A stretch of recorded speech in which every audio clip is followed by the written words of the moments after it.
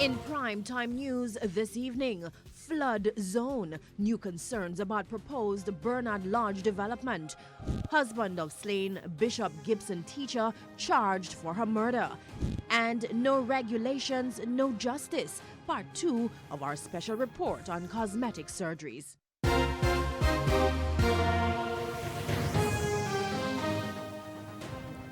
Good evening and welcome to Primetime News, on the air and online at onespotmedia.com. I'm Archibald Gordon. And I'm Janella Precious. Also this evening, the top business stories of the day. Herman Green has our preview. Herman? Thanks, Janella. Well, there are more complaints this evening about high interest rates for small business financing. This time it's from the JMEA. In the business day, I'll tell you some of those high rates and also the remedy the JMEA is suggesting. And from Herman, we go to Spencer Darlington. What's happening in sports?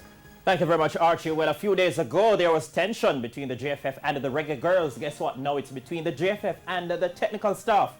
We'll give you the details in Primetime Sports later.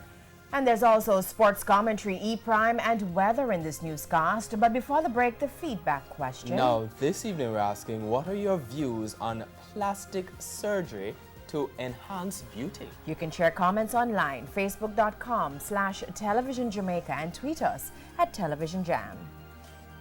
Stay with us. Primetime News returns right after this break.